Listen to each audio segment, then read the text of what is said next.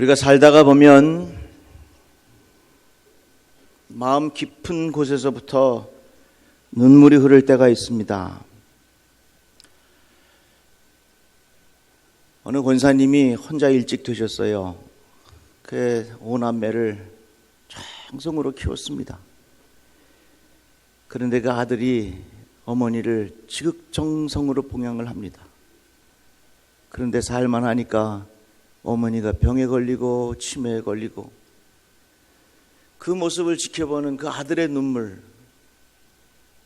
참 너무 마음이 아프더라고요. 우리 성도들 중에 사랑하는 아내가 먼저 하늘나라에 가고 가슴 아픈 눈물이 흐르지만, 그래도 자녀들에게 부담이 될까봐 얘야 나는 괜찮다 이렇게 말씀하시고 홀로 흘리는 눈물. 졸지에 사랑하는 남편이 불의의 사고로 익사하고, 사랑하는 가족들이 어떻게 이런 날들이 일어날 수 있을까 하면서 흘려야 하는 그 가슴 아픈 눈물들. 인생의 성공을 위해서 앞만 보고 열심히 달려왔는데 쉽게 열리지 않는 인생의 여정들. 우리는 살면서 이 모양 저 모양으로 정말로 내 피 속에서 흐르는 눈물을 경험할 때가 있습니다. 그런데 우리나라의 전통적인 유교 문화는 남자는 울어서는 안 된다. 남자도 사람이거든요. 남자도 감정이 있거든요. 그런데 뭐라고 이야기하냐면 세 경우에서만 울어라. 태어날 때 울고, 부모가 죽거든 울고, 나라의 임금이 죽거든 울어라. 자식이 죽어도 울지 못하는 것이 한국 문화입니다. 사랑하는 아내가 죽어도 울지 못하게 하는 것이 한국 문화입니다.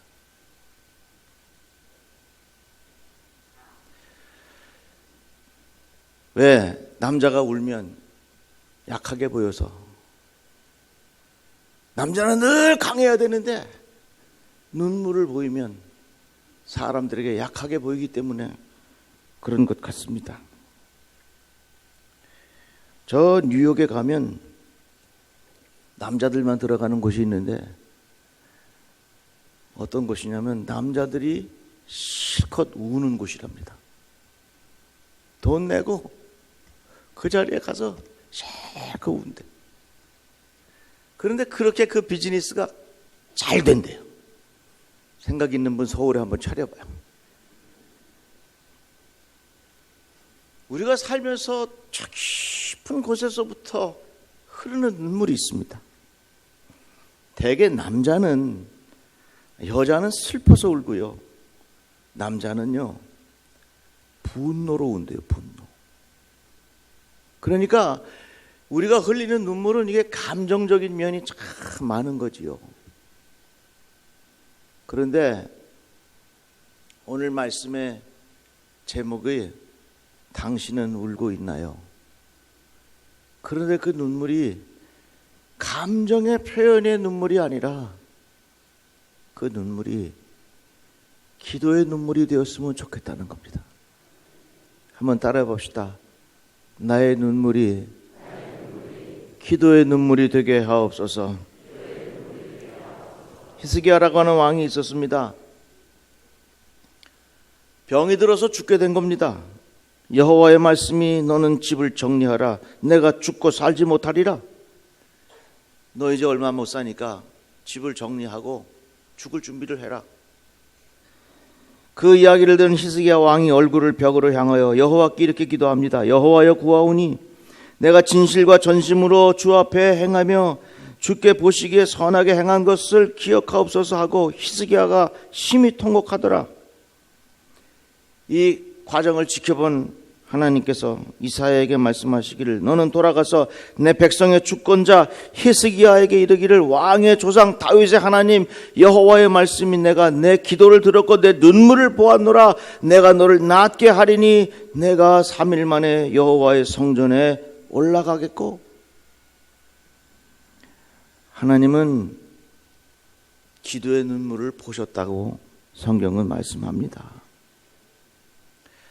그래서 우리가 세상 살아가는 동안 참 슬픈 일로 인해서 때로는 분노로 인해서 눈물이 나지만 그 눈물을 기도로 바꾸라는 거예요. 다 같이 아멘. 눈물이라고 하는 것은요, 사람의 가장 근본적인 표현입니다. 가장 기초적인 표현의 방법입니다. 하나님과 우리 사이는요, 다른 거 없어. 복잡할 거 없어. 가장 기본적이고 가장 기초적인 게 하나님하고 잘 통하는 겁니다. 아이가 태어나서 며칠 안 됐는데 똥을 쌌어요. 오줌을 쌌어요. 그러면 이 아이가 엄마, 만난 지 며칠 안 됐는데 제가 지금 똥을 쌌으니 기저귀를 갈아주시면 고맙겠습니다. 까똑? 이러고 보냅니까? 보낼 수 없어요. 아이는 자기가 똥을 싸고 오줌을 싸고 불편하면 다른 방법이 없어. 엥 하고 우는 거예요. 날씨가 너무 더워가지고 온몸에 땀띠가 나서 엄마가 이 옷을 좀 벗겨주고 에어컨을 좀 틀어줬으면 좋겠는데 엄마, 날씨가 더운데요, 전기값이 들어가더라도 에어컨을 23도로 맞춰서 저에게 비춰주시기 바랍니다. 까똑? 이러고 보냅니까? 아이는 그렇게 할 수 없어요. 단 한 가지 방법이요. 우는 거야. 엄마, 우유 먹은 지 3시간 지났는데 벌써 배가 고프군요. 빨리 나에게 먹을 것을 주십시오. 까똑? 이러고 보냅니까? 안 돼. 아이는 배가 고프나 목이 마르거나 무슨 일이 있을 때 간에 유일한 방법 딱 한 가지가 있는데 엥 하고 우는 거예요. 울기만 하면 엄마가 와서 딱 보면 저 울음은 배가 고파서 우는 소리, 저 울음은 졸려워서 우는 소리, 저 울음은 기저귀 채워달라고 바꿔달라고 우는 소리. 아빠는 몰라도 엄마는 알아. 그러니까 인간이 가장 기초적인 자기 표현의 방법이 뭐냐면 그게 눈물이요, 그게 울음이요. 하나님과 우리와의 관계도 마찬가지예요. 우리 인생 살면서 정말 내 속에 있는 기가 막힌 내 삶의 스토리들을 하나님 앞에 아뢰 수 있는 방법이 있는데 그게 바로 눈물이라고 하는 거예요. 눈물이라고 하는 거예요. 여러분, 우리가 슬픔의 눈물, 분노의 눈물, 감정의 표현이 되면요, 그 눈물이 악순환될 수 있어요. 예를 들어서 보세요. 내가 억울하게 당했어. 내가 억울하게 정말로 억울한 일을 당한 거야. 그러면 남자는 뭐 때문에 운다고 대개요? 분노 때문에 울어요. 분노를 삭히면서 눈물을 흘리면요, 그 분노의 눈물은 뭐로 이어지냐면요, 복수심으로 이어져요. 복수심. 그러니까 이 눈물이 감정의 표현이 되면, 예를 들어서 복수의 눈물이 되면요, 그것은 얼마나 무서운 결과를 가져올지 몰라요. 그런데 오늘 우리에게 가르쳐 주시는 말씀은 우리의 눈물이 기도의 표현이 되어야 한다. 다 같이 아멘. 당신은 울고 있나요? 그 울음이 감정의 표현입니까? 슬퍼서 우는 겁니까? 아니면 그 눈물이 분노 때문에 우는 겁니까? 오늘 우리에게 주시는 말씀은 당신의 눈물이 기도의 눈물이 되게 하십시오. 당신의 눈물이 하나님을 향한 간절한 기도의 눈물이 되게 해달라고 하는 그런 말씀입니다. 저는 목회하면서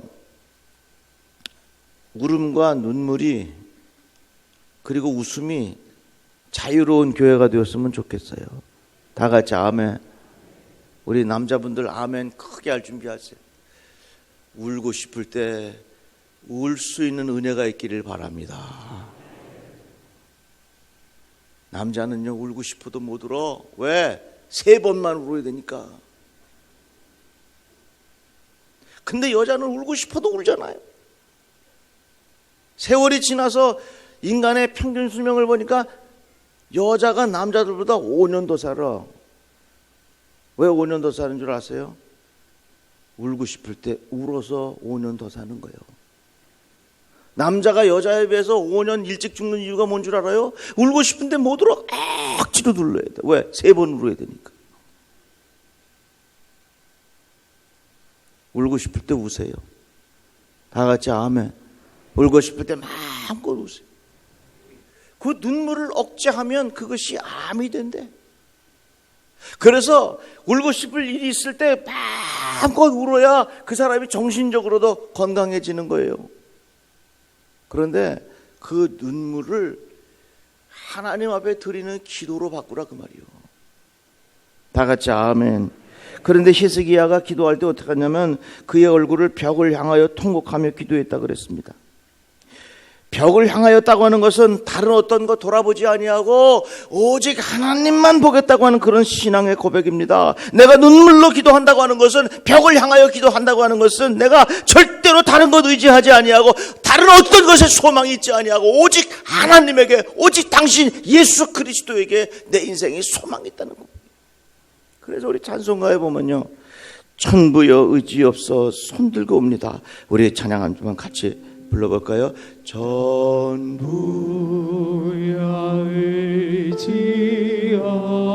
의지없어서 손들고 옵니다. 주 나를 외면하시면 나 어디 가리까. 내 죄를 씻기 위하여 피 흘려 주시니 곧 회개하는 마음으로 주 앞에 옵니다. 벽을 향하여 눈물의 기도를 드렸던 히스기야를 향하여 하나님께서 이렇게 말씀하셨습니다. 내가 내 기도를 들었고 내 눈물을 보았노라 그랬어요. 하나님은요, 우리의 기도의 눈물을 보셔요. 다윗이 여러 가지 어려운 일들이 많았습니다. 그럴 때 다윗은 그 눈물을 분노의 표현으로 하지 아니하고 그 눈물이 기도의 눈물이 된 겁니다.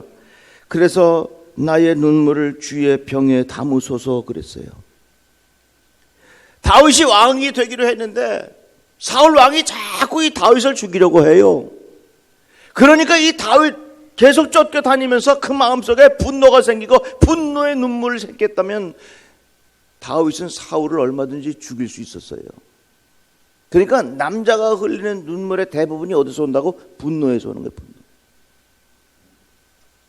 그러니까 여러분 집에서 남편이 울거든 뭐 열받는 일이 있어? 그리고 위로해 주세요. 이 다윗이 사울로부터 막 쫓기고 억울한 일을 당했을 때 분노함을 가지고 분노의 표현에 그 눈물이었다면 얼마든지 이 다윗은 사울을 죽였을 거예요. 그런데 이 다윗은 그 눈물이 분노의 표현이 아니라 눈물의 기도가 됐다는 겁니다. 그래서 고백하기를 나의 눈물을 주의 병에 담으소서, 이렇게 다윗 왕이 애절하게 하나님 앞에 기도했습니다. 요바에 다비다라고 하는 여자 제자가 있었어요. 이 여제자는 주변에 어려운 사람들, 특별히 과부들을 잘 돌봐줬습니다. 옷도 지어서 주고 필요한 것들도 나눠주고 아주 선행을 많이 했어요. 그런데 이 다비다가 병들어 죽었습니다. 다비다로부터 사랑을 받았던 많은 과부들이 모여가지고 슬피 웁니다. 그런데 그 근처에 베드로 선생님이 와 계신다는 소식을 듣고 기도를 요청합니다. 베드로가 그 자리에 왔습니다. 한번 생각해 보십시오. 이 과부들이 베드로를 보았을 때 뭐라고 말했겠습니까? 선생님, 저 위에 가면 다비다가 죽었는데 좀 기도해서 어떻게 해보세요. 이렇게 이야기했겠습니까? 아니지요. 엉 울면서, 선생님, 우리 다비다 살려주십시오. 다비다 꼭 살려주십시오. 그 간절한 기도가 그 눈물이 기도가 됐단 말이요. 그랬더니 베드로가 다비다를 향하여 기도합니다. 다비다야 일어나라 하니 눈을 떠 베드로를 보고 일어나 앉는지라. 베드로가 손을 내밀어 일으키고 성도들과 과부들을 불러들여 그가 살아난 것을 보이니 온 요파 사람이 알고 많은 사람이 주를 믿더라 그랬어요. 우리의 눈물은 슬픔의 표현, 분노의 표현일 수 있지만 우리의 눈물이 기도가 되면요, 그거는요 생명을 살리는 씨앗이 돼요. 한번 따라합시다. 눈물이 기도가 되면 생명을 살리는 씨앗이 됩니다. 믿어주십니까? 지금 우리가 흘리는 눈물이 있어, 아픔이 있어, 고통이 있어, 애통하는 마음이 있어. 그것이 내 인생의 슬픔의 표현이 되어도 약이 되는데, 이것을 내가 그 눈물을 하나님 앞에 드리는 기도로 바꾸면 거기에 하나님의 위대한 역사가 일어난다는 거예요. 우리 기독교 역사에 어거스틴이라고 하는 사람이 있었습니다. 성자예요. 어떻게 보면요, 이 어거스틴이 기독교 신학에 아주 기초를 낳은 그런 훌륭한 분입니다. 예수님, 바울, 어거스틴, 루터 이렇게 이어지는 것이 우리 기독교의 전통이에요. 그런데 이 어거스틴이라는 사람이 얼마나 망나니처럼 지냈냐면요, 17살 때부터 동거를 했어. 한번 생각해 보세요. 아니 17살 때 동거를 해서 살림을 차려서 지내니 그 부모가 얼마나 기가 막혔습니까? 그러다가 20살 전후에 아이를 낳은 거요. 도둑질 좋아하고요, 친구들하고 몰려다니는 거 좋아하고요. 이 고백록에 어거스틴이 이렇게 썼습니다. 패거리를 이루어 타락한 도시 바벨론의 뒷골목과 환락의 진흙탕의 길을 마치 값비싼 향수나 향유의 거리인 양 쏘다녔다.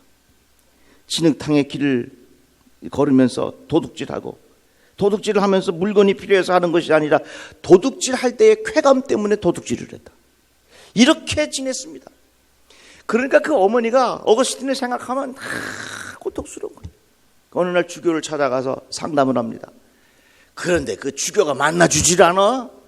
제대로 무슨 이야기를 해주는 거 아니에요. 그러니까 어거스틴이, 이 어머니 모니카가 계속해서 졸라댑니다. 내가 우리 자식을 위해서 큰 눈물의 기도를 드리는데 선생님 제발 우리 아들을 위해서 뭔가 좀 말씀 좀 해주십시오. 그래. 그 주교가 돌아가시오. 당신이 살아있는 한 이런 눈물의 자식이 망하는 일이 없을 거요. 그게 유명한 말이요. 한번 따라해 봅시다. 눈물의 자식은 망하지 않습니다. 다 같이 아멘. 정말 이 어거스틴의 어머니 모니카가 아들 어거스틴을 위하여 기도했더니 30세쯤 돼가지고 회심을 하고 하나님 앞에 귀하게 쓰임받는 종으로 인생이 달라졌어요. 무엇이 당신을 하나님의 자녀로 돌아서게 했습니까? 어거스틴이 대답합니다. 그것은 어머니의 기도 때문입니다. 나는 이 사실을 주저없이 인정합니다. 어머니는 눈물로 기다리는 분입니다. 그렇게 표현했습니다. 어거스틴이 자기 어머니 모니카를 뭐라고 얘기했냐면, 한번 따라해 봅시다. 눈물로 기다리는 분. 다시 한번, 눈물로 기다리는 분. 이 어머니의 눈물로 기다리는 그 눈물의 자식이 자식을 절대로 망하지 않게. 여러분들 자녀들이 잘 되기를 원하십니까? 흘리는 눈물이 있어야 돼요. 그 눈물이 분노와 슬픔의 눈물이 아니라 그 눈물이 기도의 눈물이 되어야 된다, 그 말이에요. 모니카 죽기 전에 어거스틴과 이런 대화를 나눕니다. 내가 이제 죽을 때가 됐구나. 어머님 더 사셔야지요. 아니야. 내 인생에 가장 큰 소원이 있다면 내가 예수 잘 믿는 건데, 네가 이제 예수 믿고 이제 좋은 일꾼이 되었으니 내가 이 세상에서 할 일을 다 했구나. 그리고 나서 이 어머니 모니카가 눈을 감았다고 하는 그런 이야기입니다. 눈물의 자식은 망하지 않아요. 우리가 살면서 여러 가지 모양으로 슬픈 일들 참 많은데, 그것이 내 인생의 감정의 표현에 머무르지 않고 그 눈물이 기도가 되기를 주의 이름으로 축복합니다. 예수께서 십자가를 지고 골고다 언덕을 향하여 가실 때에 많은 여자들이 슬피 울었습니다. 예수께서 그들을 향하여 말씀하시기를, 예루살렘의 딸들아, 나를 위하여 울지 말고 너희와 너희 자녀를 위하여 울라. 예수께서 말씀하셨어요. 이같이 눈물이라고 하는 것은요, 아무것도 아닌 것 같지만 이게 힘이 있어요. 치료의 역사가 있어요. 다 같이 아멘. 1997년도에 영국에서 무슨 일이 일어났냐면 다이애나 황태자비가 죽었습니다. 뭘 그렇게 슬플까? 그런데 그 나라는 그런가 봐요. 황태자비가 죽어가지고 온 나라 전체가 큰 슬픔에 잠겼어요. 엉엉 우는 사람들이 많아졌습니다. 그런데 그 과정을 지나면서 무슨 일이 벌어졌냐면 영국의 우울증 환자가 반으로 줄은 거예요. 아니 생각해 보세요. 다이애나 황태자비가 죽어가지고서 그 많은 사람들이 나라가 전체적으로 슬퍼서 엉엉 울었는데, 그러면 우울증 환자가 더 많아져야 될 거 아닙니까? 웬걸? 그 과정을 지나고 났는데 우울증 환자가 반으로 줄었어요. 그래서 학자들이 조사를 했습니다. 왜 이런 상황에서 우울증 환자가 반으로 줄었는가 알아봤더니요, 그 슬픔을 당해서 사람들이 막 울었더니, 깊은 눈물을 흘렸더니 자기도 모르는 사이 그 눈물이 마음의 치료를 가져왔다는 거예요. 그 눈물은요, 마음을 치료하는 치료제요. 하나님께서 주신 약이요, 약. 그래가지고 그 학자들이 이름을 붙였는데, 그걸 뭐라고 이름을 붙였냐면 다이애나 효과라고 불렀어, 이름을. 우리 마음이 힘들고 어려울 때 눈물을 흘리십시오. 그 눈물은 당신을 낫게 합니다. 그걸 뭐라 그러냐? 다이애나 효과라고 말이에요. 생각해 보세요. 감정적으로 흘리는 눈물도 우리의 마음을 치료한다면, 우리가 눈물로 하나님 앞에 드리는 기도는 얼마나 위대한 역사를 일으키겠는가 하는 겁니다. 다윗이 이렇게 말했습니다. 우리가 흘리는 기도의 눈물을 하나님께서 병에 담아 두신다. 우리 이 세상 살아가는 동안 눈물 날 때 많이 있을 겁니다. 혹시 여러분들 홀로 우는 분들 계십니까? 슬픔의 표현과 분노의 표현을 넘어서서 그 눈물 속에 하나님을 찾으십시오. 예수를 찾으십시오. 하나님, 내가 이렇게 됐습니다. 하나님 나를 불쌍히 여겨주시고, 예수님 나를 불쌍히 여겨주시고, 주님 나를 도와주십시오. 기도합시다. 우리에게 주의 말씀을 주시니 감사합니다. 이 세상 살면서 여러 가지 가슴 아픈 일들 많이 있지만 그 눈물이 기도가 되게 하여 주셔서 하나님의 놀라운 역사를 경험하게 하여 주시옵소서. 예수 그리스도 이름으로 기도드리옵나이다. 아멘.